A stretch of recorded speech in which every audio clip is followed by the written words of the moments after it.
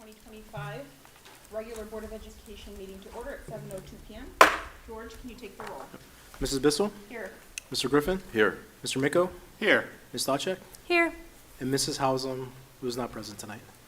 We have 4 and we have a quorum. Thank you, George. If you please stand and join me in the Pledge of Allegiance. I pledge allegiance to the flag of the United States of America and to the republic for which it stands, one nation, under God, indivisible, with liberty and justice for all.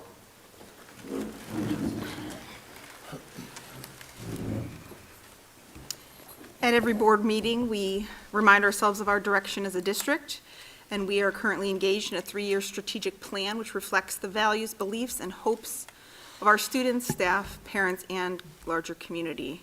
There are 4 strategic priorities to this plan: transforming teaching and learning, aligning staff and resources, cultivating culture and climate, and leveraging funding and facilities. Our strategic priorities give actionable focus to our district's purpose and mission and guide the work of our strategic plan, and you will hear things from several of these categories tonight. Next item on the agenda is recognitions, which we do not have this evening. And then public comment. I also do not have any public comment. Is there anyone who wishes to address the board? Okay, no public comment tonight. Next, item D is approval of minutes. We have a motion to approve the October 9th, 2025 work session minutes. All audio recordings will be a permanent part of the minutes and are available upon request through the treasurer's office. Video recordings shall be maintained based on the availability of the selected digital and online platform. Those will be voted on as part of our consent calendar. Brings us to item E, which is the treasurer's report. George? Thank you, Mrs. Bissell. I have a few items for your consideration tonight. The first being the monthly financial report for the month ended September 30th, 2025. I'm going to go over the supplemental report, which I usually go over the same report from for each month.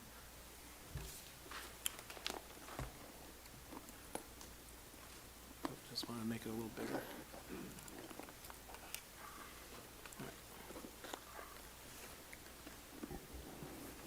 So the month-end cash balance of $59,047,047 is about $5.5 million lower than the previous year. Revenues are trending about $1.2 million or 1.4% higher than forecasted. I'll get into the reasons why as we get to that section. Same with expenditures. Expenditures are trending about 1.5 or 1.6 lower than forecasted. The net impact of the trend is a favorable $2.7 million, and the projected deficit spend down is about $9.5 million for this year. So moving on to revenues. September revenues are about $3.1 million higher than last year at this time, or compared to September of last year, and they're primarily because we received the homestead and rollback a month earlier. This year we received it in September. We typically receive it in October, and that represents about a little over $3 million. So without these funds, revenues would have been approximately $4 million lower in September in comparison than last September. So next month when I do October's, we're going to see that variance go the other way. Actual revenues, year-to-date revenues are about $990,000 or 2.7% lower than last year. Despite the earlier homestead and rollback payment, without these funds, revenues would have been about $4 million lower. And the decrease is primarily due to the property tax revenue decrease from the expired tax levy. Moving on to expenditures. Expenditures are about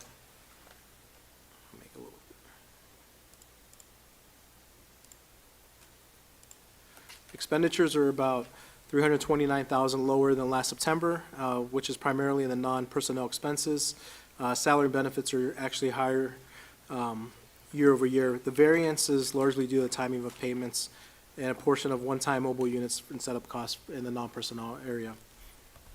Year-to-date expenditures are about $1.4 million higher, or 6.1% higher than last year. Year-to-date, and which is primarily driven by salary and benefits. which is in our negotiated agreements, and also the one-time signing bonus for OPSI in August. Moving on in comparison to the forecast, as stated, revenues is trending about $1.2 million higher, or 1.42%, and there's twofold to as to why. First, it's, I don't know if anyone saw the news, but on Cuyahoga County, they're giving a reimbursement back to school districts. Every year, when they collect our taxes in our settlement, they take out fees for them collecting it, and part of their fee is to pay for the annual reappraisal, or the reappraisals that they do every 3 to 6 years, and it's an ongoing expense that comes out. Well, this year, when they did their sexennial reappraisal, they had a savings, I think overall $35 million that was redistributed back to governments in Cuyahoga County. So our portion of that $35 million was about $882,000. And then we also received within our state foundation, as the report cards came out, based on our performance, we received the $300,000 performance bonus from the Department of Education. So that total of close to the 1.2 was the reason why that variance, and both were received after the forecast was approved, and so at the time of the forecast, they were unknown. Expenditures are trending about $1.5 million less, or 1.6%.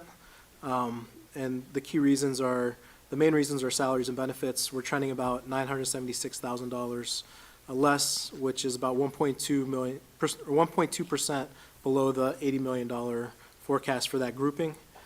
Some key variances so far are subcosts.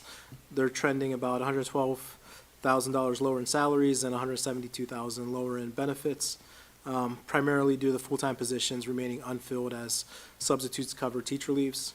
And then in other positions, we're seeing some openings due to just open positions as people go on leave, and until those positions are filled, we kind of see those leaves. So based on some legislative changes that occurred in the biennium budget, our forecasts have to be done earlier and then must also align to our annual budget, which is kind of why we're seeing some of these variances, as in the past, our forecasts were due to the state in November, and we can incorporate these trends within the November forecast.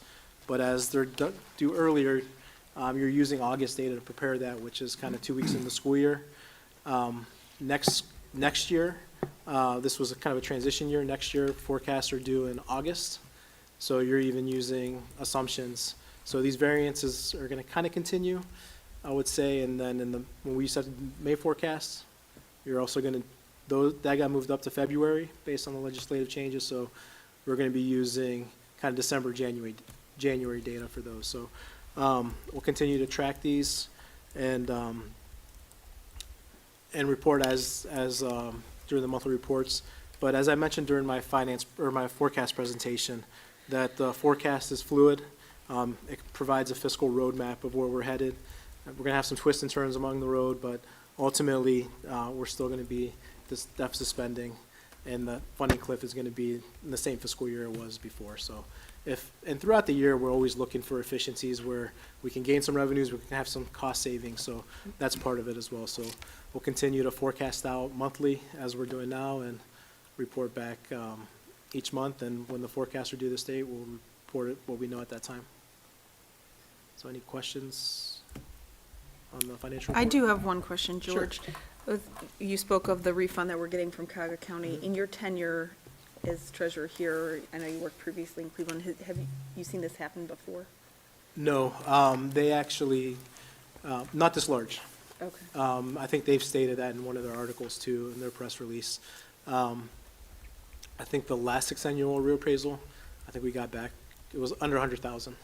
It might have been around 35 to 40,000, somewhere in that range.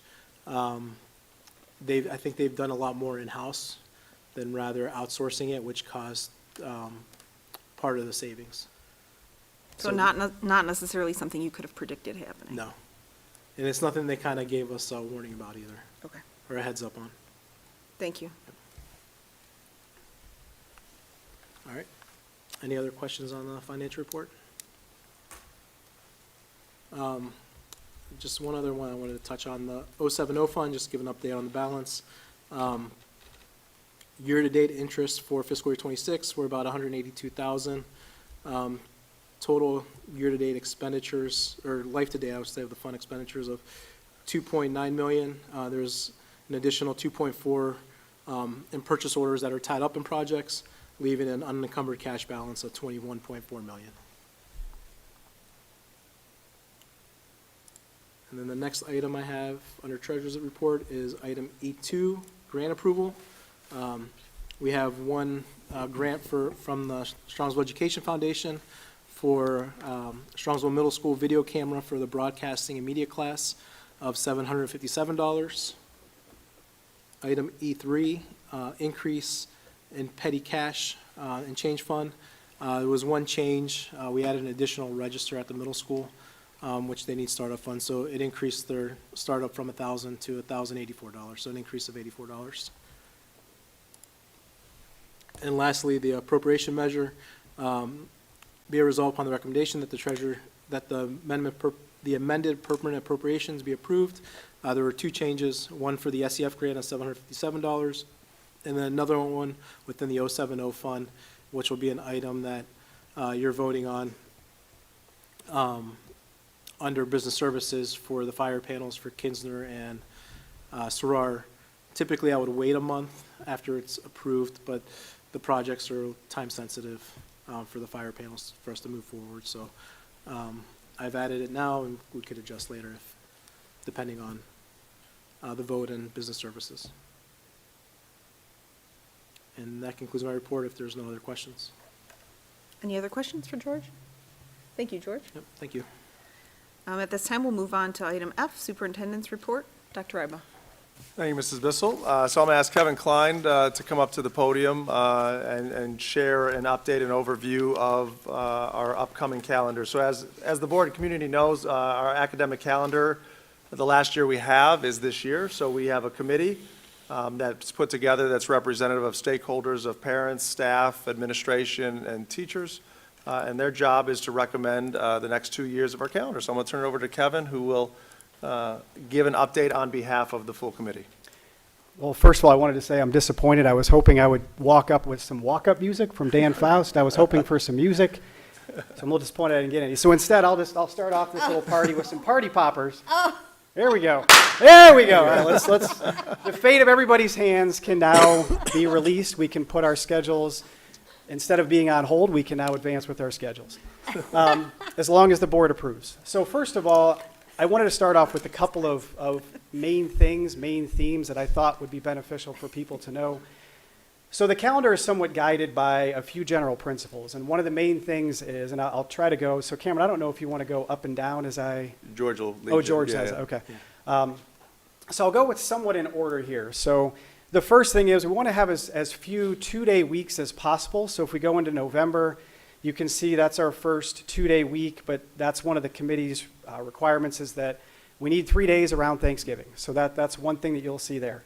The next thing is, and this has been something that both the community wants, the staff wants, really everybody wants, is 2 weeks around Christmas and New Year's.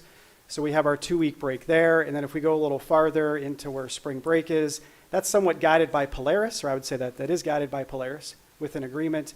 So those things are essentially set. And then the last thing is trying to make sure that we get out in May and that we do not extend school into June.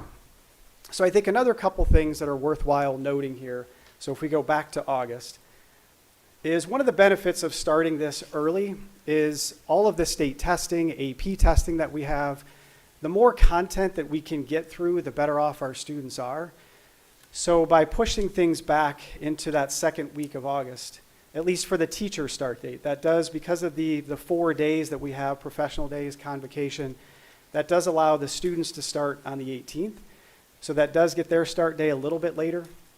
But that does allow us to get a lot more curriculum in so that we can more prepare our students for the end goal of AP test and state testing. And as we know, that's a tremendous indicator on our state report card. And I think those are very valuable lessons and very valuable things that we need to do to make sure that our students get as much content as possible.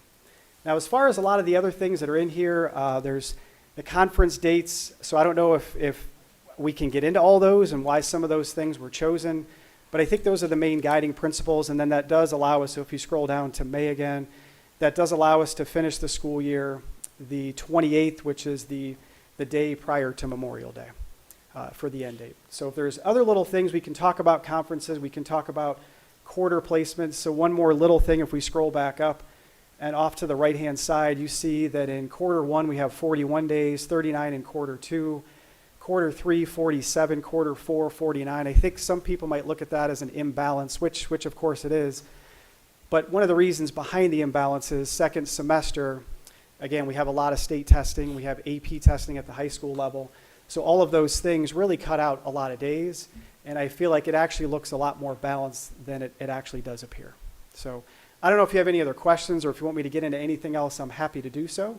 But I thought that would be the general overview. And then the 27-28 calendar is essentially the same thing. We just put the dates shift a day, but everything is in the exact same location as far as where the placement goes. So you see we start on the 11th. That would be the comparable date to the 12th. It still starts on a Wednesday from the year prior. And we would still end in May, the Friday prior to Memorial Day. So do you have any questions? Anything else you would like me to get into? I know Kilbane said he wanted me to talk as long as possible, so I don't know if that was long enough. All right, go ahead, I'm sorry. Yeah, absolutely. I have a question about the conferences. I see that we still have the teal color for PT conferences and no school, but I don't see any of those dates. So did we move away from that model? So we have parent-teacher conferences are on, the full day is on the 8th of October. So, okay, so does that need to be coded And then that is different? followed up on the 9th with the comp day. So the students and staff would be off on October 9th. And then if you look the week prior, so September 29th and 30th, those are the evening conferences for the 6 through 12 for one conference and then pre-K through 5 for the other set of conferences. What am I missing? Am I missing the coloring, like the color, is it me? There- Here's the evening. Yeah, but the color, if you scroll down, George, look at the color coding. That's the part I'm confused about. See how it says PT conferences, no school for students like we had this year, but there's no teal on the calendar. We just have to correct that color. So it's just a color issue? So it's Yeah. supposed to be the 8th? Is that the idea? It is. Okay, I'll fix it here shortly. okay. I just want to make sure I understand, because I thought maybe we changed the model. But no, No. we kept it the same, where there's one full day? Correct, yes. Okay, thank you. And we thought it made more sense to put the full-day conference on the 8th and the day off on the 9th. That could allow the kids, the parents, the community to have a 4-day weekend that weekend. Any other questions? I remember last year, 2 years ago, when we did this, some of the concern with having the 4-day weekend there, the 8th, 9th, was that people wouldn't come to the conferences, they would leave. Was that something you all discussed? We did discuss that, yes. And so I think this might be somewhat of a trial run to see how does it go. We can take some data and see if that does impact it, and if it does in fact impact it, we can adjust going forward. Fair enough, thank you. I think one of the things that was brought up from the parents, if I remember correctly, was how it was structured the last 2 years of this week we had a random Thursday off, and the next week we had a Friday off. That from a parental and childcare perspective, they appreciated more of this move to have just, 2 consecutive days. I will say also in the past, we've had it like this, where it was the Thursday prior to, and then the Friday off. And we always had really good attendance. Now that was years ago, so we'll have to see, like Kevin said, if it impacts it. Plus, you're gonna have the evening ones prior, so they may come those days and less on, so it's gonna be hard to tell, but take a look at it. And I think it could be a situation too, I think at the high school we saw this year that the evening conferences were not that well attended.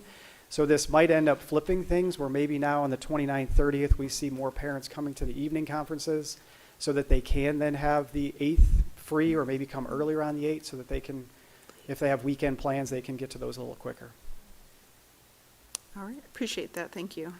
Kevin, the only other thing I'd like you to talk about is on May 4th, I think that's the 26th, 27th, because that's a new addition to our calendar of taking Oh, yeah, that day. okay. Yeah. Okay, so the May 4th, I'll read a couple things that are there. So we have a professional development day for pre-K through 8. And on that day, that's AP testing for the high school, so we would still have the high school in session. But Cameron, you can add to this if you want. I'm fairly certain that was the day that we ended up having where we had lots of AP tests, and we didn't even have the students come to school that day, except for the ones that were taking the AP test. And it's also election day, and so that was something that came out of the elementary level. And the middle school too was, it's difficult to have an election day that we have students in session. We don't do it in November.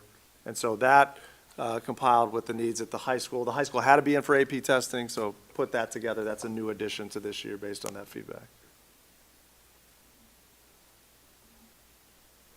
Any other questions for Kevin? I don't know if it's a question for Kevin or just something to think about, and not necessarily this calendar, but collect the data for the next 2 years. We're looking at personalized pathways for education. We're looking at all kinds of personalized pathways, and with the technology that we have today, I'm wondering if we need to schedule a day for conferences that we carve out versus being able to do it dynamically as the day goes on.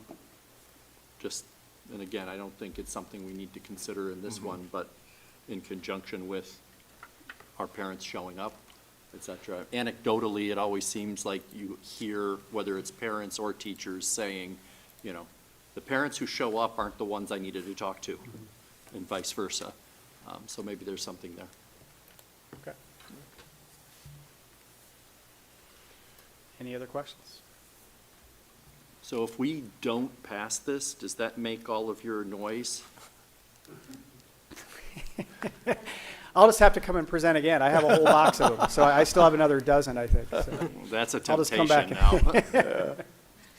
maybe then I can get some walk-up music from Faust as well. I actually almost emailed you. That's that close. Okay. Appreciate it, Kevin. Okay. Thank you, thank you.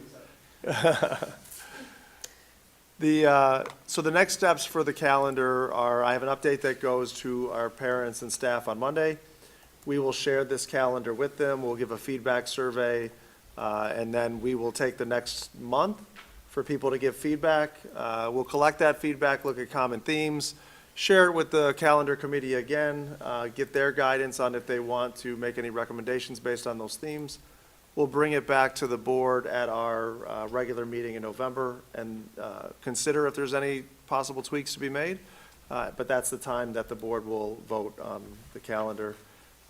From a community parentals perspective, I know it's appreciated if we get it out before winter break, since that's a lot of times some families have to put in their vacation schedules for the years to come. So that's the process and the next steps. You're welcome. Next on the agenda, I'm going to ask Aaron and Nicole to come and join us at the table to share their presentation on our state report card from the previous year.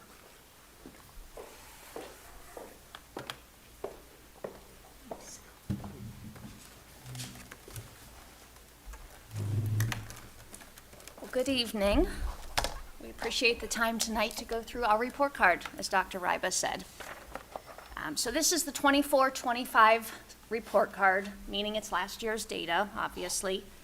State puts this out every year for all the districts, all the buildings, and we wanted to take a few minutes tonight to go through it. We'll give you a relatively high-level overview, but please feel free to interject with questions that you may have. As Mrs. Bissell shared, the strategic plan is what we base everything on, and transforming teaching and learning and aligning our staff and resources are huge parts of what we do here as a district. As you'll see, a lot of this information has to do with these two items, and although we do so many more things that can't be measured on a state report card, this is what is tangible that we can collect as a district and as the state, so we'll share what data we have on this.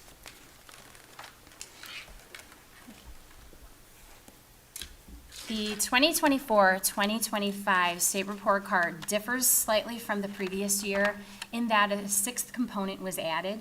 We discussed this last year. We anticipated the addition of college, career, workforce, and military readiness as a component. That also changes the breakdown of the percentages that each component contributes to the overall rating of the district. By state law, achievement and progress have to represent 50% of that rating, and then the other four components, at least at the district level, contribute 12.5% each. So here is the district overall report card. You'll see that there are the 6 areas that Nicole just referenced. Our overall district rating is a 4.5 or 4.5 stars, which exceeds state standards per the Ohio Department of Education and Workforce rating scale. We're going to break these down in more detail, but you can see all of our measurements. They range from 3 to 5 stars as we move forward here.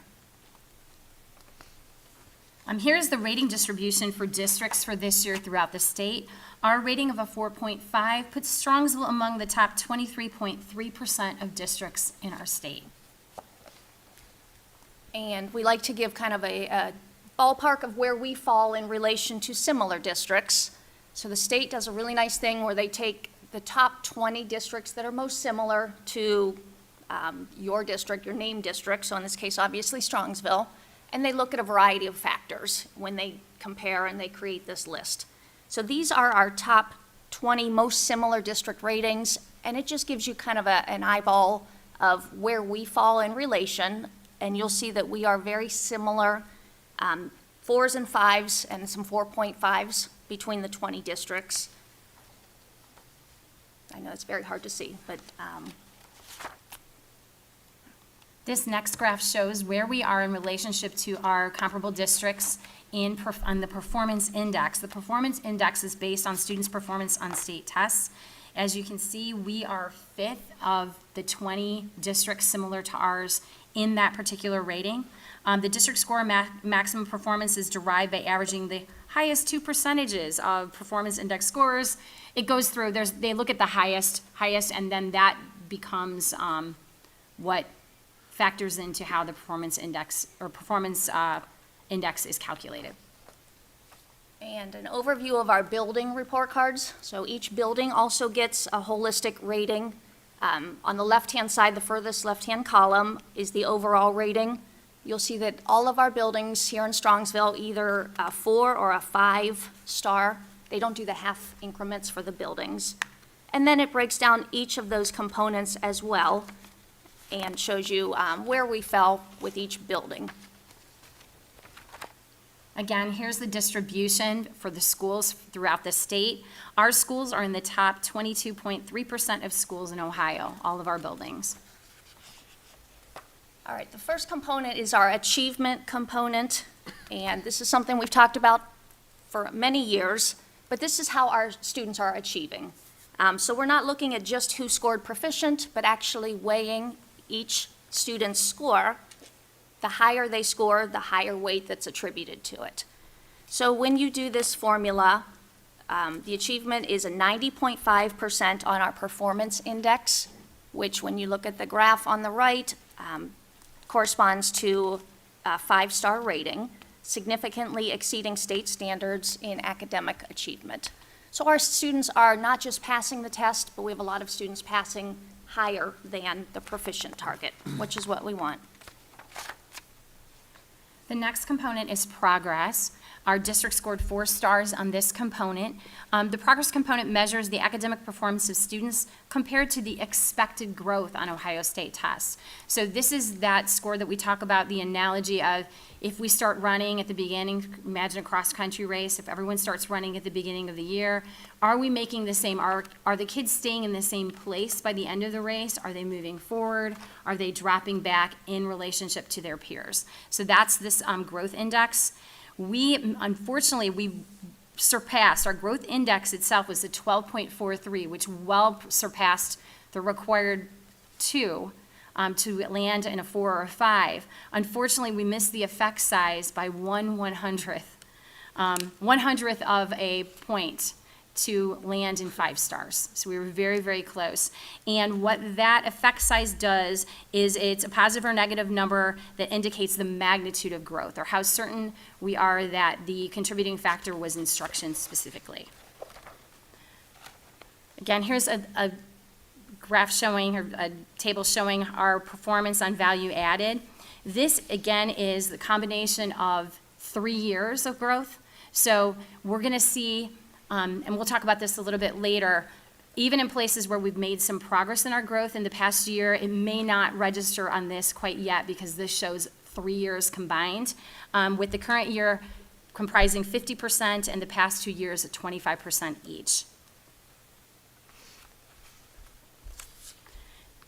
The high school, we want to highlight this, is a standout when it comes to growth index. They had a growth index of 28.62 and an effect size of 0.39, which is outstanding, and places them as number 2 in the entire state for growth out of 3,004 buildings. So we are very, very proud of their progress in this area.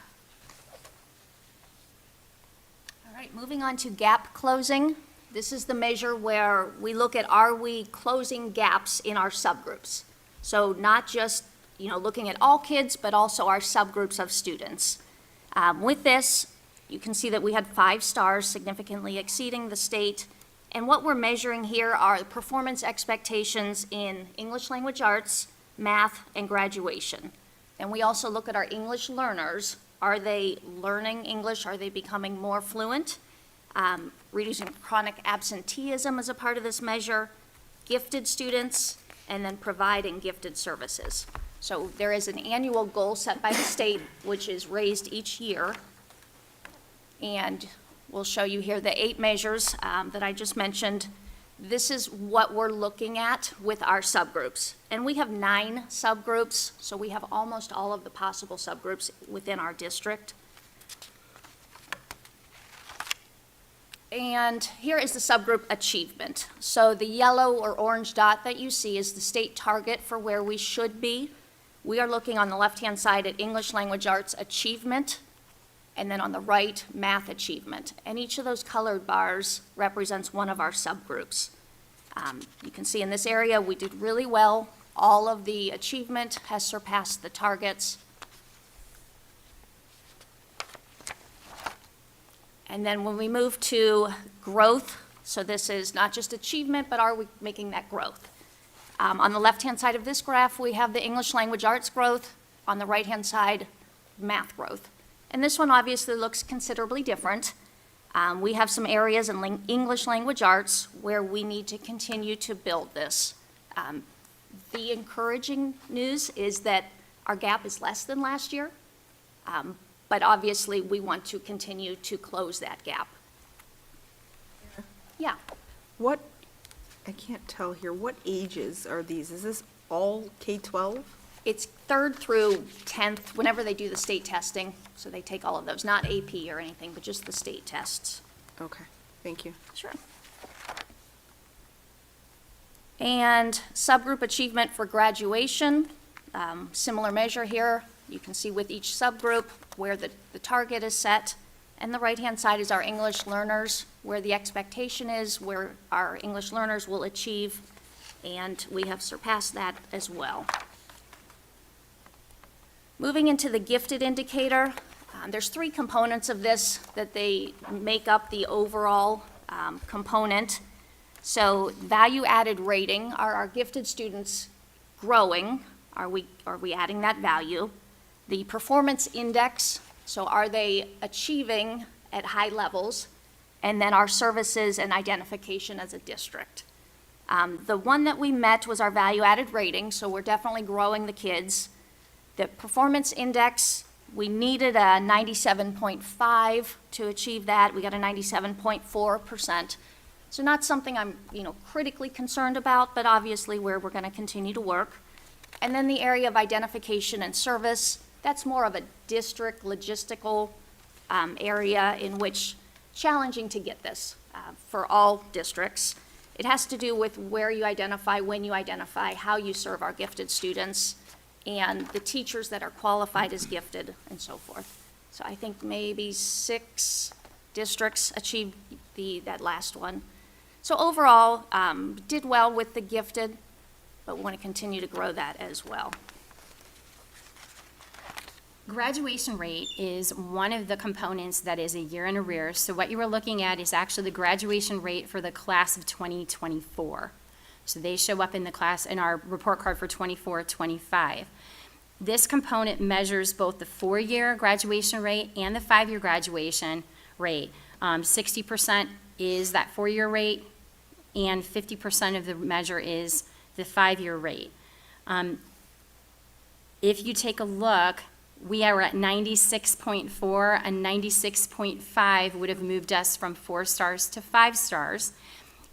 Interestingly, that's different for the district because we have a couple of students who counted towards the district total that are outside of the high school component, or the high school's total. So the high school actually earned the 5-star rating on graduation, which seems a little curious, but it's because of that reason. We have a couple students that are students of the district but are not students at the high school, and they factored into this component. That being said, I will tell you that the projected graduation rate for next year will be 98.5%. So we will meet the 5-star measure based on our current projections for next year with the class of 2025, since we already have that data.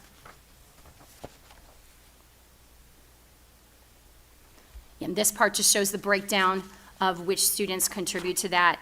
You'll notice that 11.8% of the class of 2024 deferred diplomas, meaning that they met the requirement but stayed on for a 5th year as is allowed by law for students with disabilities.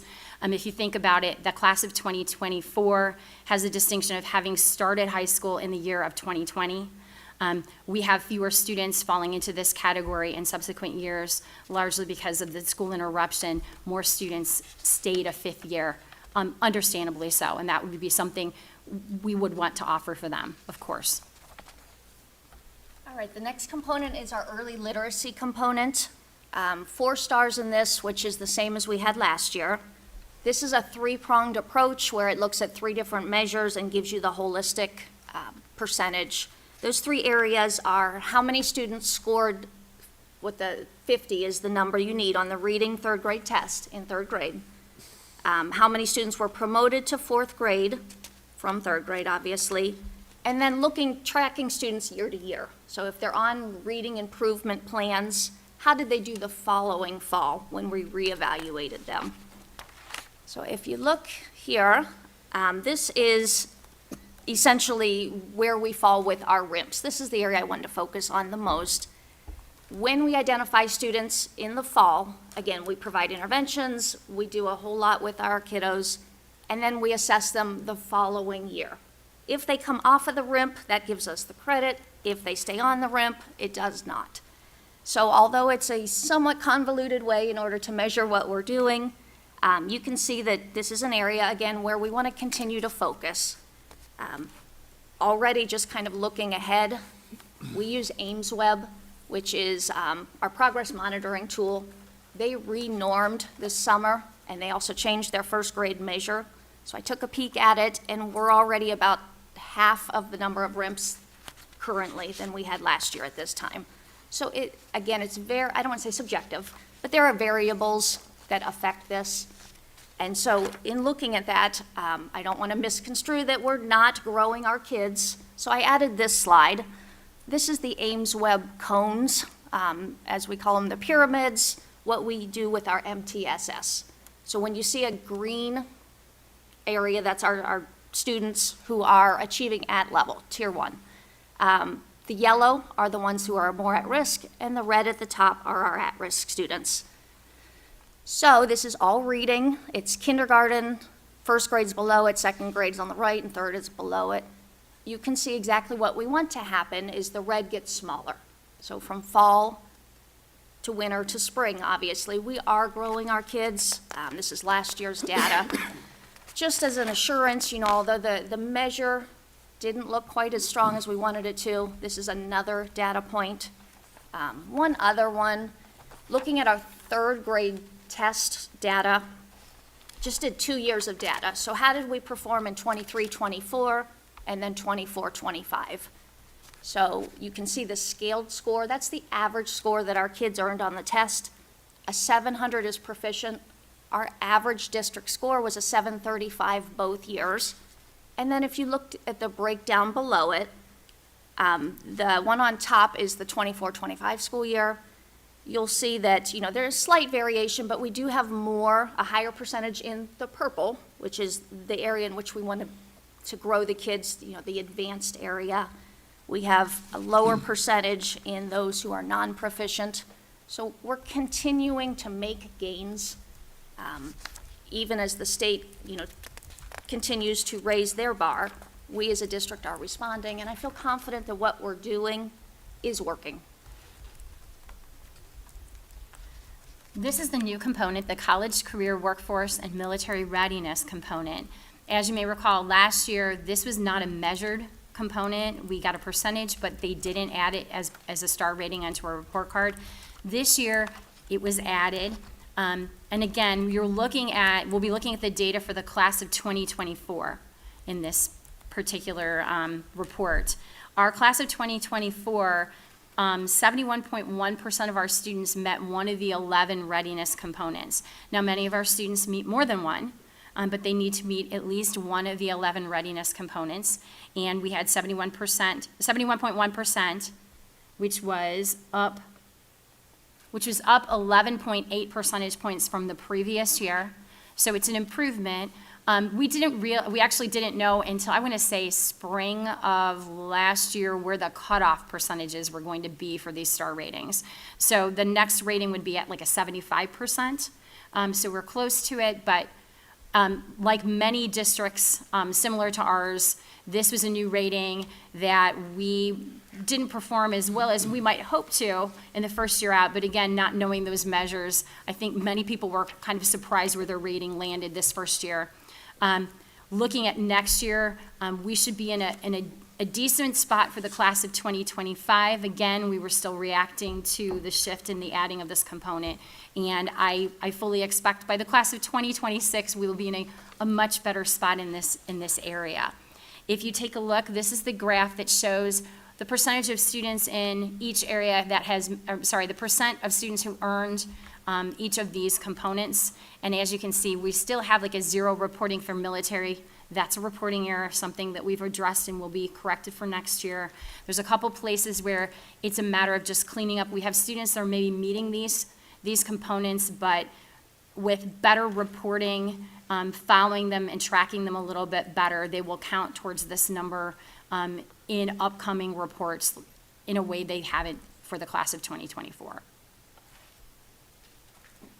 Well, is that the same thing that's true for the AP 3s or plus? I don't see any of those either, and we have to have some. Oh, we have many. I don't know. That's the 20. I don't know. This chart looks wrong to me. Now that you mention that, because there should be a purple one, and you're right. That should be a very high percentage. So I'm not sure what's happening there. Okay, thank you. All right, so in summation, before we take any questions you may have, just wanted to give our insights to this. What are we proud of? What are we accomplishing? And then where do we know we still want to continue to focus, and what are we doing?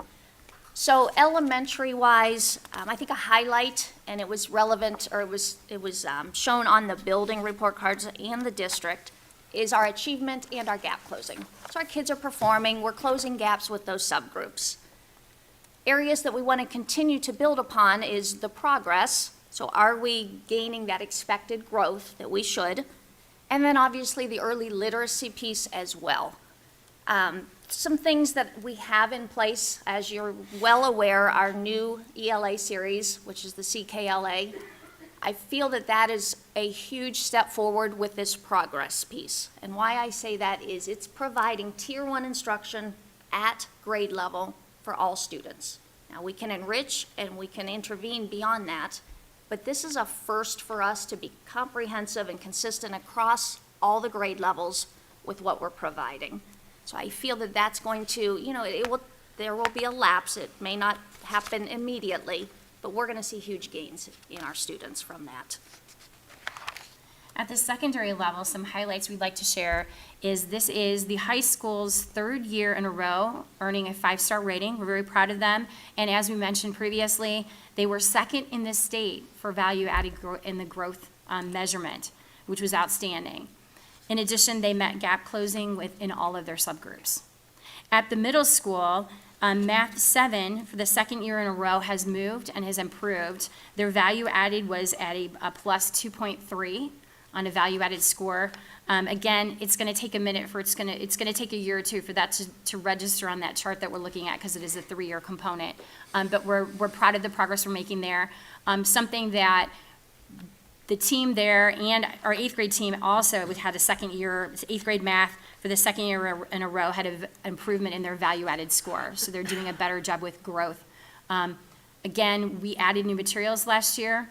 We've kind of changed our focus, adding more of a conceptual bent to our instruction in math and an experienced formalized later methodology to teaching math, which we think is really paying off for our students. And you can see it in these improvements. As far as areas for ongoing support, obviously the college career and workforce and military readiness measure, it being new to us, is something we've spent a lot of time focusing on. It's an area we want to provide for our students beyond just the measure. These are things we want for our kids. We want our kids to all have an idea and experiences in high school that help lead to where they land after they leave us. So that's an area that we are focused on and are doing a lot of work with. As you may remember, we even had all of our 11th graders who took speech in the spring semester do interviews as part of this component. This is the kinds of career experiences we're affording our kids and adding to their schedules and to their high school experience that we're very proud of and we think will contribute to this measure in the future. And at the high school, continued growth, working on progress and value added is one of our goals, obviously. We're in our second year of new materials in 3 of our 4 core content areas, and we're making a lot of progress in their implementation and use, and are proud of what's happening, especially with the math growth. So with that, we'd like to offer time for questions. If you have anything on this, on the data, or questions we can answer about the components.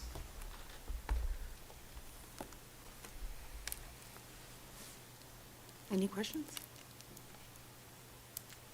Very good presentation. Very well. Well, we thank you all for your support as well. Well, I'm not done. Yes. So close. I'll give you credit for trying. Okay. What do you need from us? Patience? Do we need to target something? All of the above? I think as we share, it's, I'll say the patience, the trust in us that we have a great plan and it's working. It just takes some time. With the implementation of our new ELA material, they recommend 3 to 5 years before you really see a payoff. I think we'll see it quicker than that, but I also, appreciate the trust that you provide us to select high-quality instructional materials and do what we know is best for kids. I do think it will be substantial when we get those scores in the next, few years. 1, 2, 3.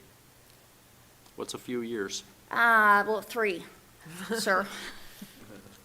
And I would also ask, what are we targeting? Right, let's get specific about where we want to see the growth. I think Nicole and Aaron have done a great job of saying, here's the identified areas of focus. But as I take a look at the report card, I think it's something to celebrate, as I know the board does, right? We are living in a dynamic district that our demographics over the years have changed, and our teachers, our skill sets, our methodology has evolved to meet those demands. So, frustrating, not frustrating, the fact that we're talking about hundredths of a point and a tenth of a point there, that was the difference between 5 stars versus 4 stars.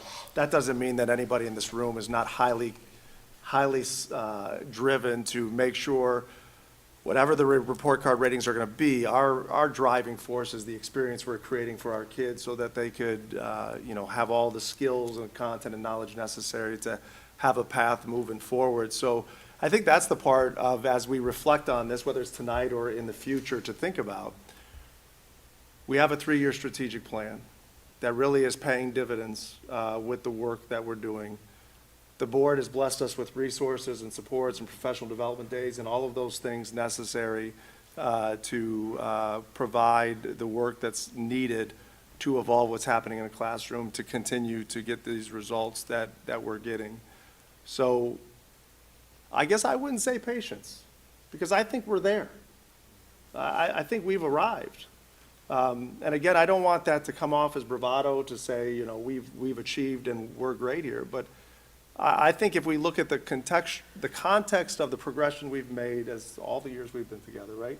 Of the fact that, you know, we struggled in the report card for a lot of years. And then, you know, we've been successful, highly successful for a good number of those years now. But, you know, we've pinpointed, hey, early literacy is something that we need to work on. That student growth at the elementary level is something we need to work on. Nicole's been, you know, really driven for the college, career, workforce readiness and some of those other areas. So I would say, what's on your mind, Rich, in terms of points where we're saying 1, 2, 3 years? What are you thinking? I'm looking at the reading, and I'm not, I mean, again, we should laud the fact that over the last 10 years, we've improved, and we're improving in the right direction. But one of the things, and I was gonna ask it afterwards, but I'll just ask it now, I'd like to see the numbers. You know, when you see those triangles and they're small, but you don't know if you know, am I talking about 2 kids? Am I talking about 12 kids? But for me, it's acknowledging that we're doing tremendous for the majority, but whether it's 2 kids or 5 kids or 12 kids, that's where I'm focused on. Do you guys get an overall sentiment about how our educators and teachers are feeling about the work and how what they're teaching is applying to these outcomes? Are teachers feeling good? I think they're feeling motivated. I think a lot of the structures that we have in place, the collaborative structures that we have in place that allow our teachers to work together to create experiences for our students, are really paying off. And I think it's a huge motivator. I can say more recently when I was in the classroom and on a team, being part of a team is a great thing and something that not all districts afford their teachers. And us having that ability to offer that to teachers to build their collective capacity as a group so that we serve our students better, I think it's a huge motivating factor, and they feel good about the progress they're making. The value-added scores by teacher come out soon. They were supposed to come out this week, but they've been delayed. And I know a lot of teachers keep checking in, going, when do those come out? Because they want to see how they did. They're very proud of the work they've done, but they also like to see, well, where else can I improve? What can I do next? And I think the sentiment I see is, yes, this is great, and we're doing great things, but what's next? And I always find that really, really inspiring, that we want to keep doing more for our kids. So that's what I'm seeing. I would just add to that very well said, but I would also add that the agency, I think Nicole is alluding to this, the agency that our teachers are feeling right now, it has shot up tremendously.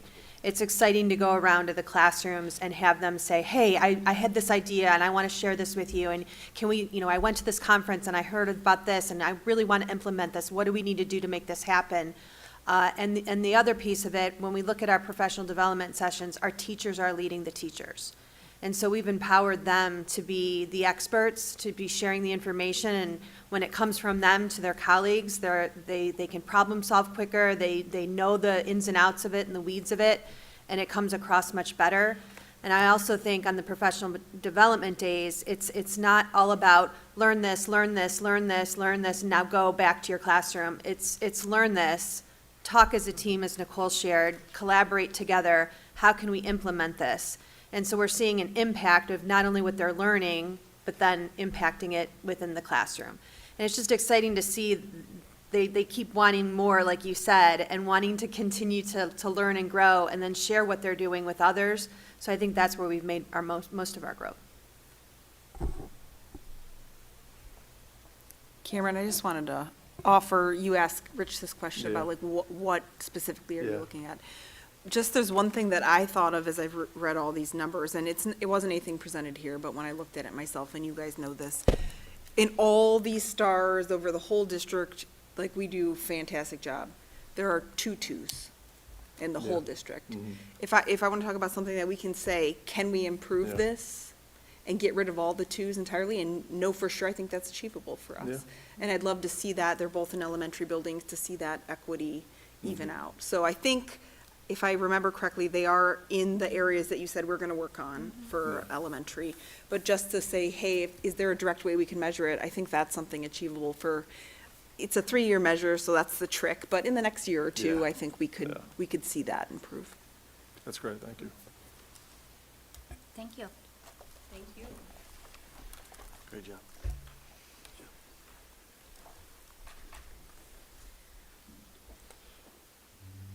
Just as thanks again to Aaron and Nicole, not only for the presentation, but the leadership that they provide over the teaching and learning and instruction across the district. And I'd be remiss if I didn't also thank, Dave out there and Andy and Jenny. They're all part of the instructional team. So Dave does a tremendous amount of work looking at how he can use the resources and tools that his department oversees to help increase and improve the student experience. And Andy takes a look at, a big part of our strategic plan is about how do we support students social emotionally, how do we support them behaviorally, and the work that he is doing is really transforming the classroom environment and the experience for our kids. And then Jenny's got a big job to oversee and guide and lead and coach as a whole department. And again, we as the administrators have the opportunity to be in front and share with you, but we've got 800 employees that make this happen. Right, and this is not just about, a big part of it is about our wonderful teachers in the classroom. I mean, we really do have outstanding teachers that are doing amazing things in the classroom each and every day, going above and beyond, working so hard to meet all of these needs we're talking about. But it also happens with our cafeteria staff and our monitors and our educational aides and our bus drivers. They all have a part of creating a student experience that ensures that our students are ready to learn and have those supports necessary that are there. So just, this is truly something to celebrate as a district. And again, Rich, I always appreciate your question, how can we support, what could we do? And I hope that you guys have an opportunity to reflect and look back to say, a few years ago, we weren't structured this way administratively. A few years ago, we did not have reading support at Kinsner and Sarar and in those buildings. And a few years ago, we didn't have as many intervention specialists or an MI classroom at Maraski. Those are all decisions that you made that put the bricks into place that led to a path that's getting to these better results. So I just want to say thank you on behalf of everyone to the board for their leadership and support in this work. Yeah. So with that, we'll move over to business services. We do have a couple items for your consideration, and the first item is an action item. Be it resolved upon the recommendation of the superintendent that the Board of Education approves the GPD group proposal for architectural and engineering services for the baseball softball field renovation project as listed in the exhibit at the total quoted price of $104,885. Funding to be from the Capital Projects Fund. Can I have a motion? So moved. Second. Second. Motion by Haley, seconded by Kevin. Can you tell us what we're talking about here, Cameron? Sure. As we've talked over the past handful of meetings, we've been taking a look at the needs for our baseball, softball project. The first thing that we need to do is to have some architectural drawings and engineering done to see, let's design the space and see what it would look like. That is the very first task to do, and then that task becomes looking for permits and going out to bid. And so this keeps us on pace that if we want to actually move forward and with this project to be ready to go for spring of '27, this puts us on a timeline to do it. So it's just designing the fields at this point. Although you'll see in the contract, there's a lot of task 2, 3, 4, and 5. Those would be amendments, addendums to this contract should the board wish to move forward with the project. So this is not committing to the project, it's just saying, let's start designing it, see where we're at, and the board can make future decisions at a later date. Does anyone have any questions or comments about this before we vote? George, can you take the vote? Ms. Sawchuk? Yes. Mr. Griffin? Yes. Mr. Miko? Yes. Mrs. Bissell? Yes, motion carries. Item number 2 is also an action item. Be it resolved upon the recommendation of the superintendent that the Board of Education approves the ANR fire and security proposal to upgrade the existing fire alarm panel at Kinsner Elementary School as listed in the exhibit at the total quoted price of $14,630.28. Funding will be from the 070 Capital Funds Project. The second paragraph says exactly the same thing. However, at Sarar Elementary School for the price of $14,936.05. Can I have a motion? So moved. Second? Second. Motion by Haley, seconded by Kevin. Back to you, Cameron. So we have annual inspections by partners that look at our fire safety system. So there are updates that are needed and replacements of our systems at both of these buildings, and that will take care of it to get everything up to code. It's important to know that our buildings are still safe. These are just updating this equipment for the future. Any questions? I do have one question. As I was looking at these contracts, it says for the Kinzener one, we're taking a phased approach to replace the panel. I was just wondering, what does that mean exactly, and why are we taking a phased approach? I'd have to, in talking with the company, or my communications with the company, it's a complete fix. I'd have to look. I don't have an answer for that tonight. I can Okay. talk with Steve, but as far as it's been communicated with me, it will be fixed Okay. at one time, yeah. Okay. I just didn't know if there was like a financial component or No. something else that we were waiting on, because it seems that the funds are available. Yeah. So, okay. Any other questions? George, can you take the roll? Ms. Stavcek? Yes. Mr. Griffin? Yes. Mr. Miko? Yes. Mrs. Bissell? Yes. Motion carries. And then finally, under number 3, we have a few gifts to recognize. Melissa McCutcheon donated miscellaneous school supplies valued at $425 to Kinzer Elementary School. And Whitney Elementary School received a $200 grant through Cyber Grants from Wendy Kinzel, designated for second grade classrooms. So our thanks to Wendy as well as Melissa for their generosity and their donations. With that, we'll move on to the curriculum report, and Aaron will share that for this month.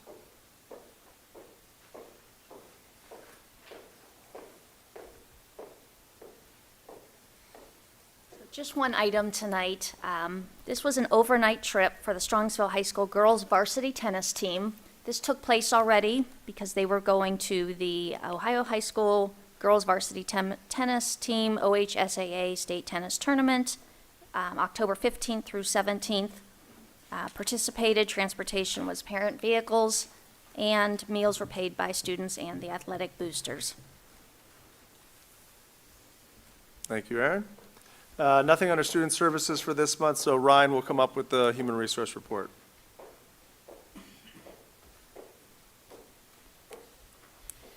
Thank you, Dr. Robert. Good evening, everyone. I have the following items in human resources for your consideration. Item 1, resignations, non-certificated. Item 2, appointments, non-certificated. Item 3, appointments, certificated substitutes. Item 4, appointments, non-certificated substitutes. Item 5, appointments, certificated athletic supplemental contracts.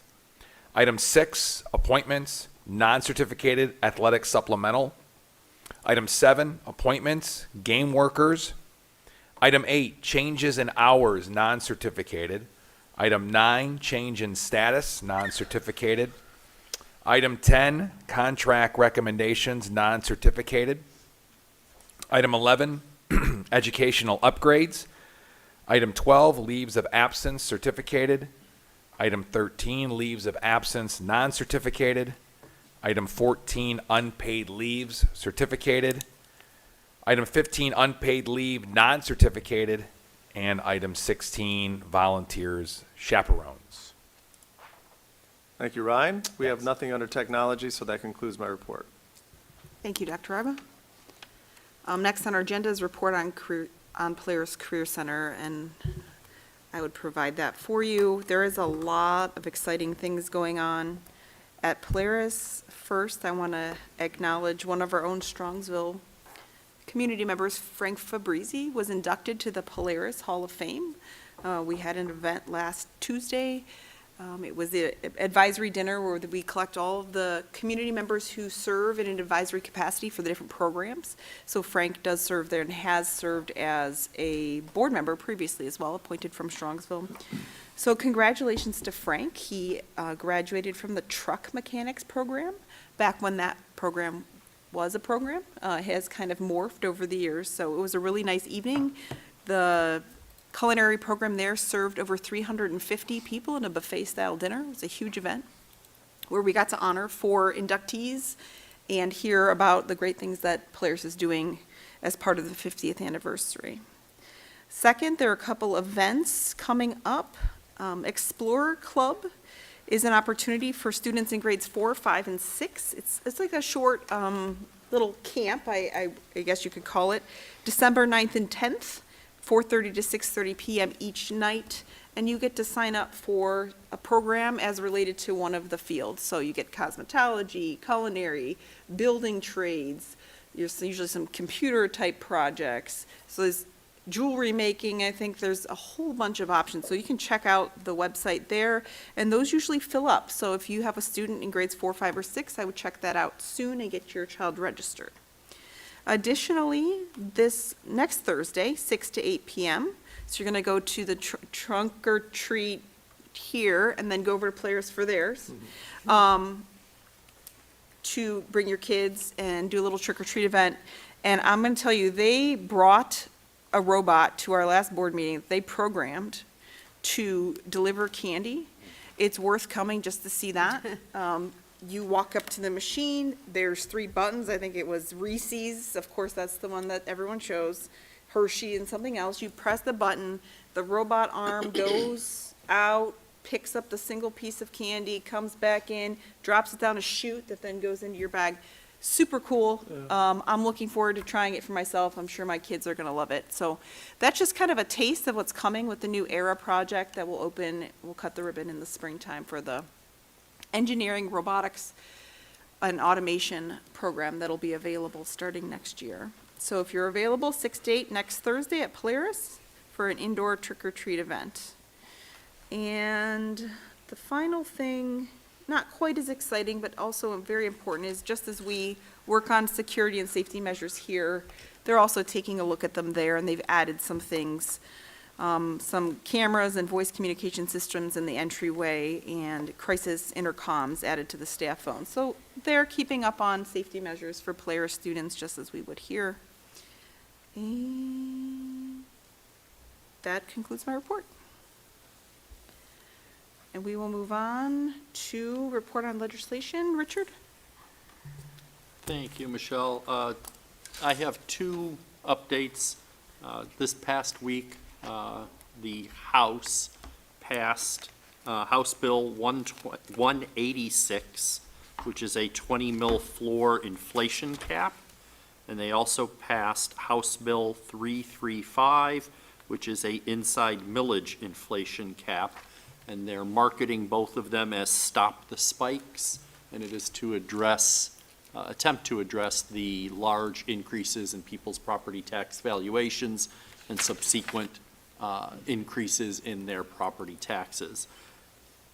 With respect to Strongsville, we are above the 20 mil floor currently, so House Bill 186 would have a very muted effect for Strongsville.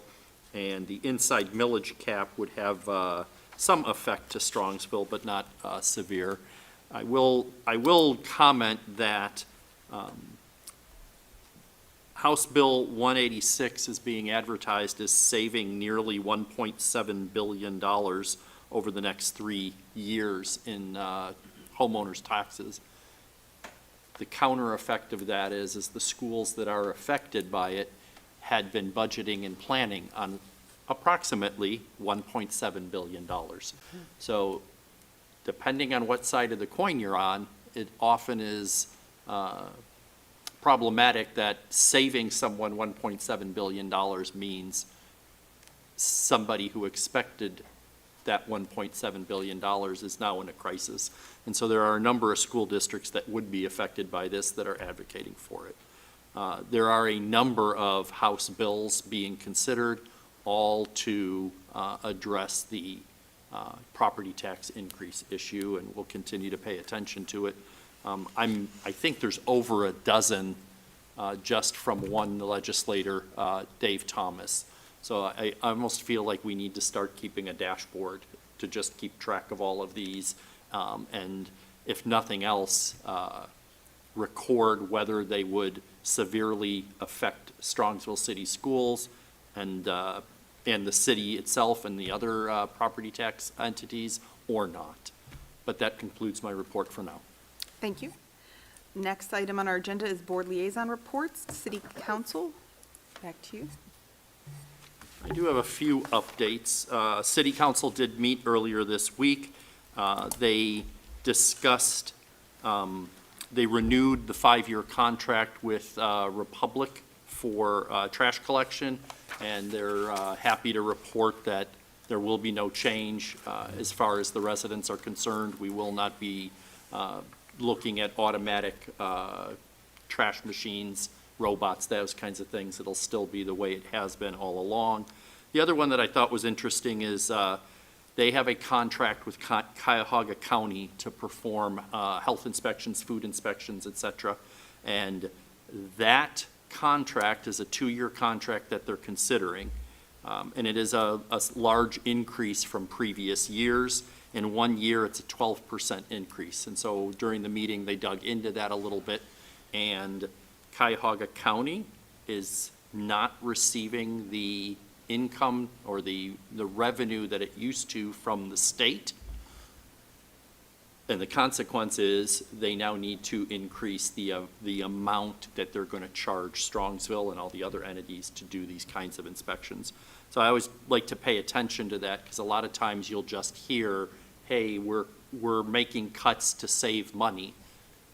Sometimes down the road, it's not quite the full story. Most importantly, Halloween in Strongsville is on October 31st from 6 to 8 p.m. So please pay attention. There will be police presence throughout all of the residential neighborhoods, but obviously from 6 to 8 p.m. Please be pay extra attention while driving in the neighborhoods. Dick's House of Sports is going to have their grand opening on Halloween also. Fortunately, that one's on Halloween, November 1st and November 2nd. And NOACA is going to have meetings about what to do about I-71. That meeting is on Wednesday, November 19th at the Strongsville Rec Center. And then there's a companion meeting on Thursday, November 20th at the Brunswick Rec Center. And then just 2 inside baseball updates. One, at the council meeting, they passed 3 TIFs for various economic development. It's on first reading for the Brewster's Ice Cream Store, the Dollar General Store, and the Sheetz Store. And I want to make sure that nobody thinks we just expect these things. I wanted to extend my thanks, and we keep on watching that these TIFs, the way Strongsville City Council structures it, they make sure to keep the school district whole. And not every city does it that way. A lot of times, the TIF benefits on the one hand, but it is revenue taken away from the school district. So we thank them and look forward to that partnership. And then my last comment, again, under Inside Baseball, the city is working on next year's budget. They will be having meetings next year to go over that. And I did pay attention. The mayor is having meetings with Moody's and the various bond agencies. They are looking to refund their bonds, which ends up similar to what happened with us, potentially saving the taxpayer interest when those bonds are refunded. And it'll be good for us to pay attention to see what happens with the city and what the climate is for these kinds of activities, because we have intentions for next year. And that concludes my report. Thank you. We'll move on to Strongsville Education Foundation. Kevin or Haley? I'll take that. So big push right now for the Strongsville Education Foundation is the 2025 Casino Night, which is on November 22nd. So we are out hitting the streets for fundraisers and donations for sponsorships. So there is a new incentive that has come up from the Strongsville Foundation Education. If you have your sponsorship done by November 1st, then you get a chance to enter to win for 2 tickets to the Ohio State UCLA game, and 2 pre-games VIP sideline passes. So if you're out there listening and you want to get your sponsorship in, please do that before November 1st. That will help. We have about 10, 15 more sponsorships we need to close for that event. So that is the big push for the foundation. Finances look good overall, but just in sales mode at the moment. Anything else? So that is it. All right, thank you very much. Strongsville Council PTA. I went to the meeting last week, part of it anyway. The beginning of the meeting, Bill Winkler came, and he was our guest speaker. He talked about what Richard shared earlier about we're looking at some personalized learning pathways coming in the next couple of years. So to be on the lookout, I know Bill's going to start a committee that includes parents to kind of get people's feedback about what does this look like, what could this look like, what are your concerns, what are your ideas. So be on the lookout for that. That should come out soon. Couple of other things. Council PTA has collaborated with DARE. This is a new partnership. We used to have separate dances, Council PTA and the DARE. Now it's one thing. And the first one took place a couple weeks ago, and it went very well. So that's a great new partnership there. And as part of that, they collected a significant amount of food for the food pantry. So that's also a great thing. A lot of you in this room know this, but this past week there was a Cookies with the Candidates event right here in this room.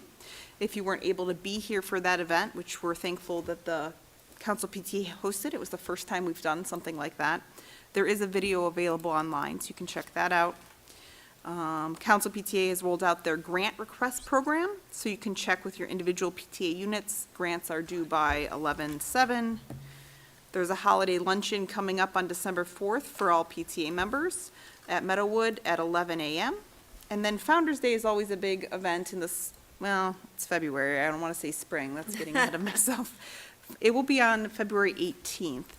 Details will be forthcoming, but they'll honor the Ohio PTA Achievement Awards at that event. It's a very nice event where you can see all the good work that's happening in the different PTA units. The final note is the next meeting will be Thursday, November 6th at 9:30 a.m. right here in this room, if anyone cares to join us. That concludes my report. And finally, Southwest General. Richard, anything? No report. Moving on to board committee reports, Finance Committee. We just had a meeting, so the next one will be to be determined. Same with policy. Facilities? We have no report, other than next meeting is November 18th at 6:30 p.m., and it will be out of our habit. It will be at the Strongsville Early Learning Preschool. And finally, Business Advisory Council. Our next meeting will be November 7th at 7:30 a.m. right here. Very good. That concludes our reports. Next item is the consent calendar. Action by the Board of Education and adoption of consent calendar at this point of the agenda means that all items appearing in this agenda denoted as type action consent, which items constitute the consent calendar, are adopted by one single motion unless a member of the board or superintendent requests that such items be removed from the consent calendar and voted upon separately. Do I have any of those requests tonight?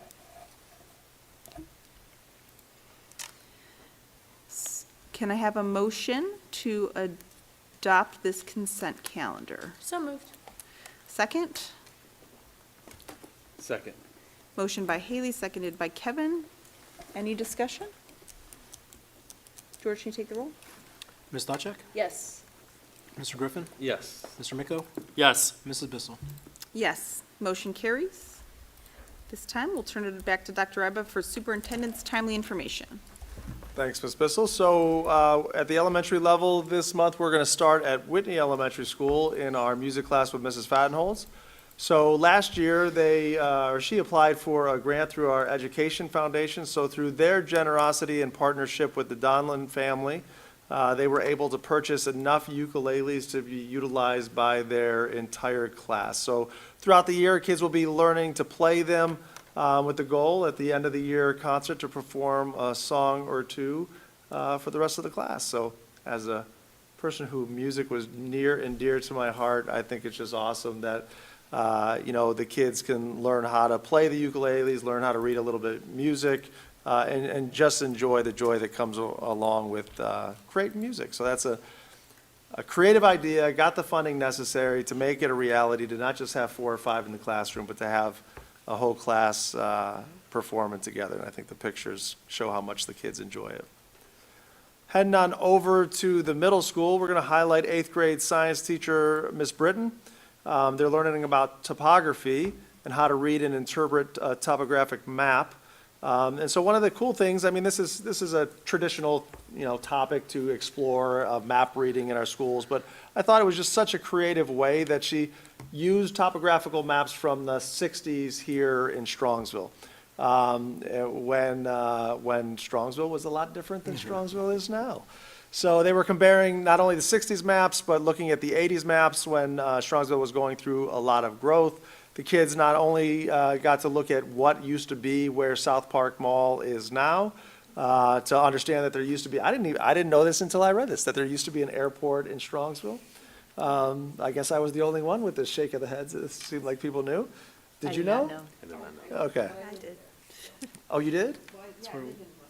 Oh, okay. Okay. And then obviously seeing where they lived and what it used to look like years ago. So Ms. Britton, if you don't know, is a science teacher, 8th grade science teacher. So to be able to look at, reading the map, putting in some mini history lessons in there, and just spinning it in a way that's interesting and relevant to the kids, we just want to highlight that. Very creative, and been honored to know and work with Ms. Britton for a lot of years now. Next, going to the high school, we're going to go to Mr. Phelps' AP Human Geography class, and they've been taking a look at Cleveland immigration. So before I talk about kind of what we want to highlight, this class has been, 5, 6, 7 years. I lose track of time anymore, but it's a relatively newer AP class, but it's one of those classes that they've moved down for freshmen. So this is in Mr. Ringler and the high school's team's focus on expanding AP offering to all kids. This is one of the first AP offerings our kids could take. So they've been taking a look at immigration patterns in Cleveland. As they go into the second quarter, which just started this past week, they're working together in groups to research the impact of various migrant communities in the Cleveland area. You can see it in the little picture there, but there's some Google My Map shares different neighborhoods and landmarks relevant to the stories of the cultures that have come to make Cleveland, Cleveland. And so they've written reports, selected groups to focus on their contributions to the food, culture, celebrations. And so just another engaging project that has been put on for our kids in this class, in addition to Mr. Phelps, Mr. Collins, and Ms. Buchwald for the work that they've been doing, and another opportunity for our kids to get to know their surroundings, their community, and their city a little bit better. And then finally, in just dates, upcoming dates, in a couple weeks here, well, first of all, next week on Thursday, we've got Greet and Treat. Looks like maybe a little rainy in the morning, but okay in the afternoon, and still in the 50s, so it should be a nice evening for everybody. 5:30 to 7 o'clock at Packatan Stadium. Bring a donation for the Strongsville Food Bank to get in, and it's just a great community event for everybody. The following week, students get a 4-day weekend. We're off of school on the 3rd and 4th for voting day and staff professional development day, and both of those for our folks here. You can go Thursday, November 6th at 6 p.m. in the main gym.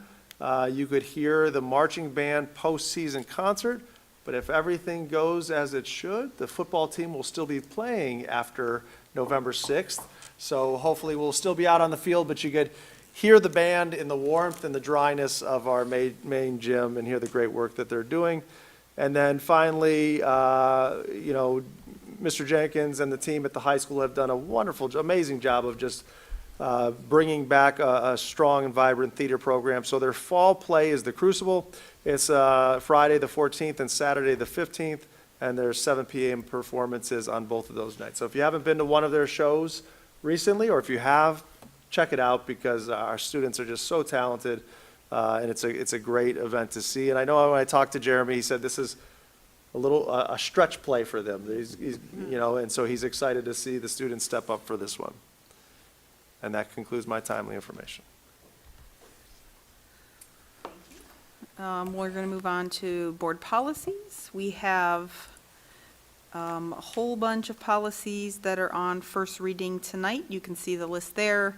Have already gone through the policy committee that Haley and I sat in on. If you have any questions before we get to the third reading and adoption, please let us know. We can try to address those. Item 2 is the third reading, where the first and second readings are waived. Be it resolved that the Strongsville City Schools Board of Education approves the listed policy. This refers to policy 2431, interscholastic athletics. This requires separate action. Can I have a motion? So moved. Second? Second. Motion by Haley, seconded by Kevin. Anyone have any discussion for this item? So I'll start. I'm uncomfortable with the policy. I know the policy was made possible by a portion of the biennium budget that came out. And it, like a number of changes in the biennium budget, it just shows up. And to me, it's a little bit odd that it is in the biennium budget. But it changes Ohio Revised Code, and it allows school districts that have a hockey team to allow students that are not in the school district but are within 20 miles, but their home district doesn't have a hockey team. If the superintendents agree, those students can play in the other city. And it just seemed very odd to me. And I'm not comfortable just rushing into it. I think it opens up a can of worms for other issues. So I would suggest we pause on third reading and give it more time. I did go down the rabbit hole. This was not in the House's first version. It was not in the Senate's first version. It showed up in the one of the Senate's versions. And then it remained in the House and the committee version, but it was not in the original version. If this was considered as separate legislation, we would know the history, we would know why it's being considered, we would know which senator has this particular situation and why. But again, and I understand there are students who want to do this, but I'm uncomfortable with it. I think it carves out something just for hockey, so I want to consider it more. Dr. Rabbit, can you give us a quick overview of what you shared with us at the meeting and the feedback that you've already gotten from other parties? Sure. So as Mr. Micco shared all the details of it and kind of where it came from. And it was this random ad that came into the budget bill. But once it came into the budget bill, Jason Kepler started talking about it and doing some research with it as to what other districts are doing and what our families in Strongsville would think of this. So he surveyed and talked to first of all, he talked with our hockey coach, and our hockey coach was supportive of it. He talked with the families of our current high school hockey team and the families of our high school team, as well as our youth program, who we spoke to random parents, a sampling of parents, were all supportive of the change. And so as he took a look at that, then we have an athletic council that we talk about, or we meet and talk about athletic issues. So Jason came to us and said, hey, Troy, our hockey coach is supportive, our high school parents are supportive of it, our youth parents are supportive of it. He talked to the other GCC schools, and I don't believe any GCC, let me phrase it this way, all GCC schools, other GCC schools are approving this as well. So those are all the other schools in our league. There's a few outside of I asked him to kind of look around us and see who else, and I think there's a couple that are not. But outside of our league. I've also asked Jason to take a look at the exposure. Let's apply what are other sports that we have that other districts may not have in this area, and does this provide exposure? He's still concluding that research, so that's not finalized as of yet. But if you take a look at a lot of the sports that we have, there would be a few, but there's not many that are there. So based on all of that, he recommended that we go forward with it. We talked as a team, and our team recommended, brought it to the committee and said, hey, based on all of the feedback and the support that we have, that we would recommend going forward with it, and then the policy committee did as well. As of right now, I know of one student in another school district that wants to come play hockey at Strongsville. I don't know of any others. And that was communicated through the superintendent of that student reaching out to me to ask what we were doing because that family had reached out to her. Thank you. Does anyone else have any thoughts on this? Just a couple of questions relative to legislative authority. That might not be the right term here, but is there not a policy from the OHSAA on this issue or the Greater Cleveland Conference that would provide more equity for all the schools involved? The law supersedes that. Okay. And there's no law on the books? The law is what was just passed to say So that- districts have the option to do Gotcha. this. Okay, Yeah. gotcha. Okay, thank you for the clarity. George, if we wanted to move it to like a second reading, do we vote no here and then do it again next time, or is there another way? Someone could make a motion to table it, Okay, and then we can vote on, the tabling it instead. yeah, it would be, someone would have to, make the motion, someone would have to second it, and then we would vote to motion it. When does that season officially start? It's a fall sport, so. No, it's You see- winter. Winter. So they're starting to sorry, practice winter. now. Yeah, they're practicing. Is it a problem for the student who wants to possibly come here? The student would play club hockey. Oh, okay. Yeah.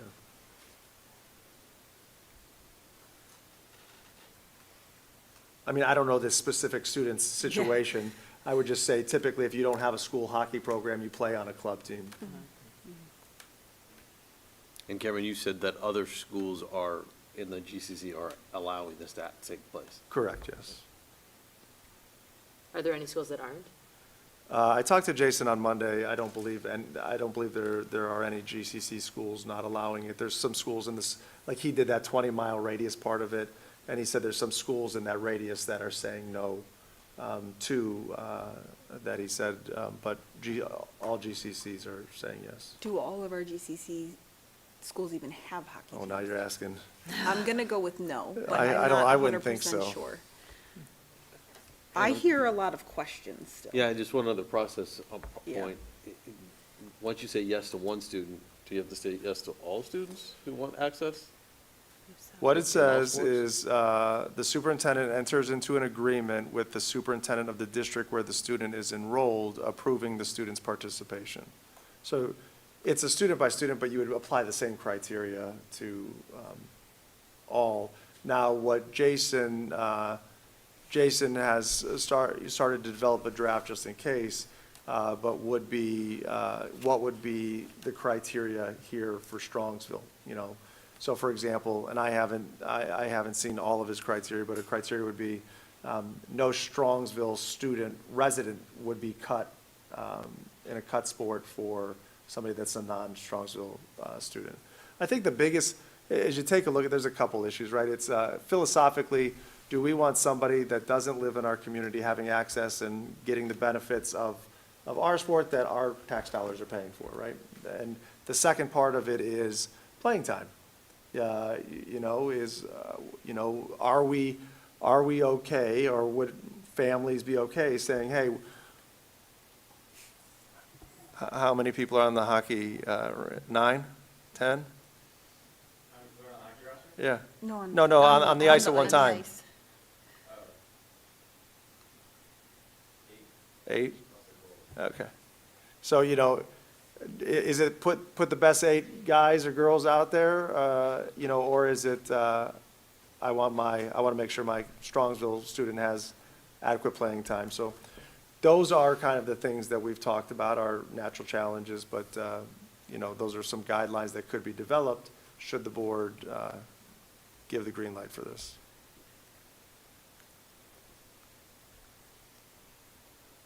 So Michelle, to answer your question about procedure-wise, so I was thinking more of what Dr. I was talking. If we table it, if we vote to table it, and the vote would be because we already have a motion on the floor. If there was no motion on the floor, so someone would need to make a motion to table it. And then at a future meeting, we could either, since there's no first reading for it yet, because this motion was to waive the first, we would need to start With the first reading. with a first reading.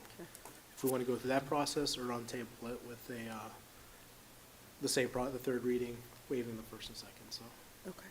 Is there, I just have one more question.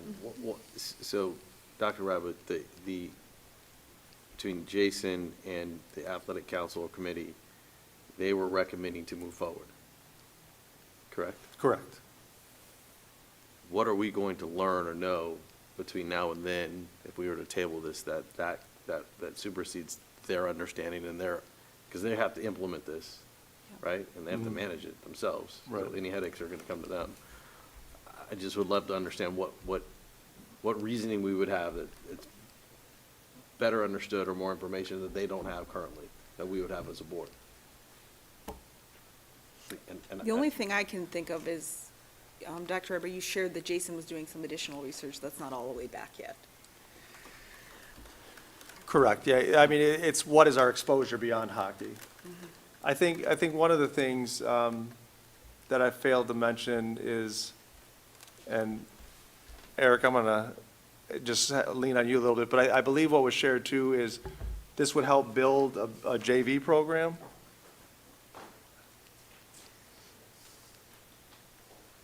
Yeah, we have competitive pressure from a lot of different club teams.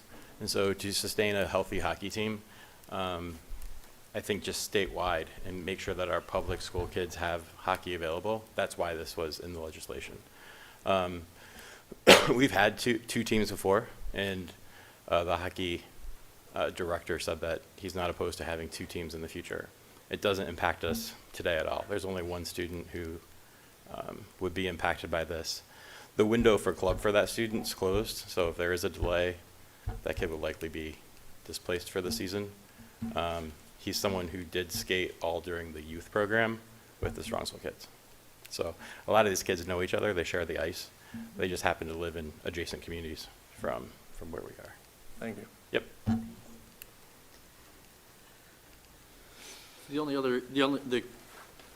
to answer your question, the purpose of 3 readings is to allow the public, to allow all of us to consider it.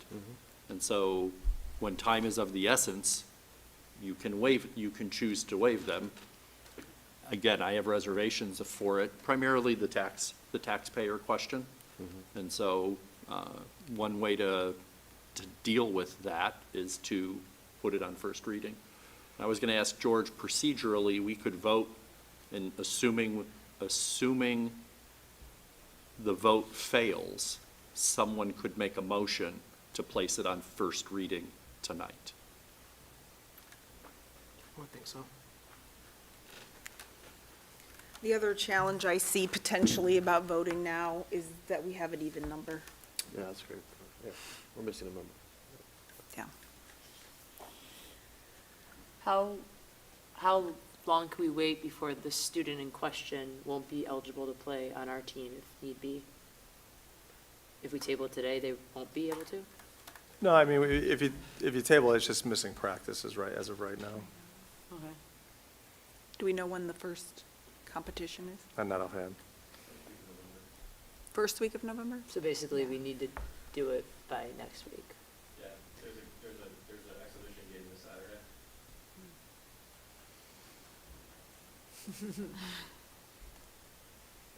The first game of the season starts in November, and there's an exhibition game at the Cavs Arena this weekend.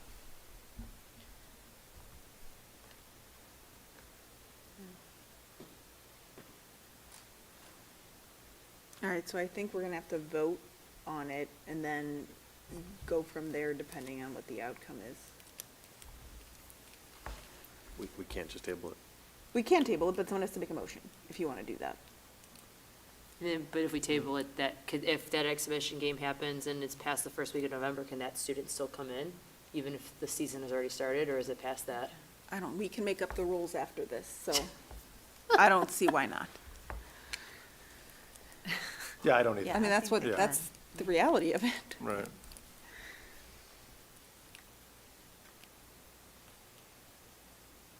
Is someone making a motion, or am I calling George to take the vote? So even if I have a question, so we could even vote, no matter what we vote now, we can still make the rules afterwards. We could always rescind on it if we We wanted. could, So yes. we could go forward, and if we learn more information, I think that would be more painful to the student, having, if they already started the season, to then rescind it. could they be grandfathered in? Well, I suppose we could do anything, but I don't know if that's in the best interest of anyone. Because I feel like, kind of like what Eric said, if it allows the opportunity for a JV program as well, that then in turn allows more kids the opportunity to play that otherwise may not have the opportunity to within Strongsville. It creates all those open spots. I think that's down the road, though. I don't think there's any JV teams starting this year. So that's not in the works yet. Kevin, did you want to say something? I'd like to table the conversation, so I'll make a motion that we table the conversation until we have a full group to have the conversation. Is there a second? Second. All right, George? let me I gotta make it in here. So long as that one student won't get locked out.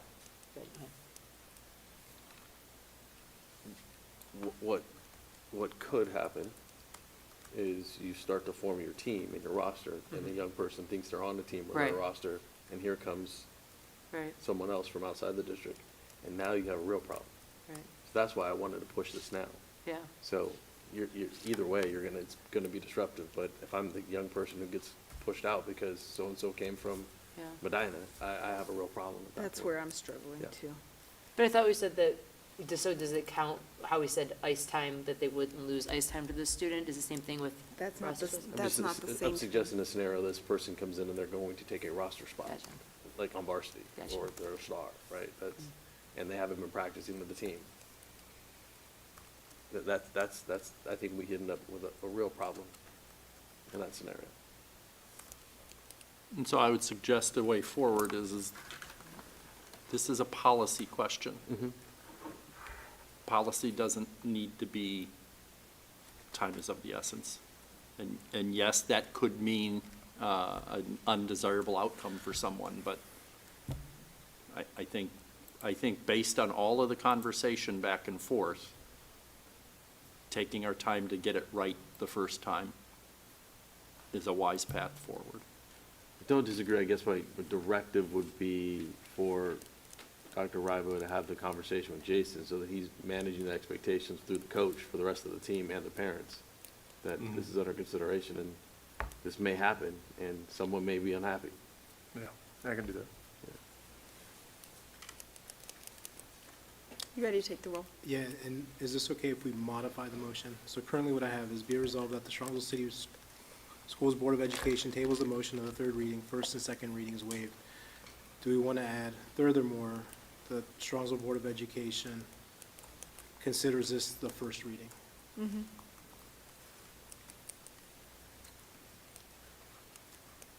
Wait, so which part are we voting on right now? To table it. To The table. tabling, okay, To table it and to make it the first reading. okay, So it ends up in line with the rest of the policies. gotcha, okay. Oh, it's all in one motion. Mhm.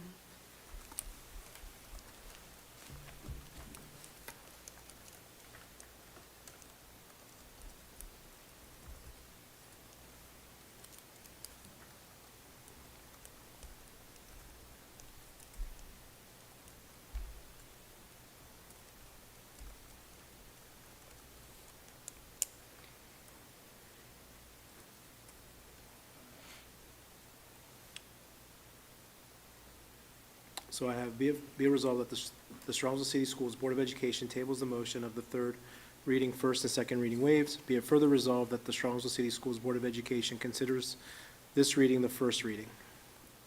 Yes. And the motion was by, Haley, seconded by Kevin.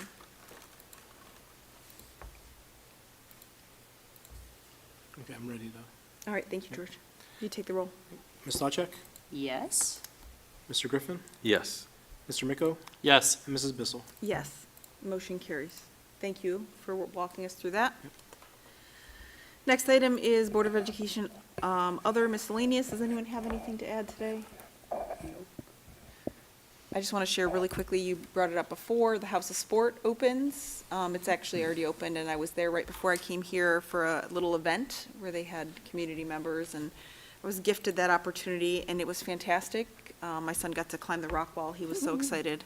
But just a reminder that the mall is an important tax base for us. So I think this is a great opportunity for the community to rebuild on the mall. And if you have a chance to go out and visit it and support them, that would be a great thing. Meeting notification, a regular Board of Education meeting, work session will be held Thursday, November 6, 2025 at 7 p.m. right here. And then a regular Board of Education meeting will be held Thursday, November 20th, 2025, 7 p.m. right here. We do have need for executive sessions to, Prepare for negotiations or bargaining sessions with public employees concerning their compensation or other terms and conditions of their employment, and to consider the investigation of charges or complaints against the student. can I have a motion? So moved. Second? Second. Motion by Haley, seconded by Kevin. Any comments or discussion? George, will you take the roll? Ms. Stavcek? Yes. Mr. Griffin? Yes. Mr. Miko? Yes. Mrs. Bissell? Yes. Motion carries. We will enter into executive session at approximately 8:50 p.m. We don't anticipating having future action in the meeting after executive session, so wishing you all a good evening and enjoy the fall weather.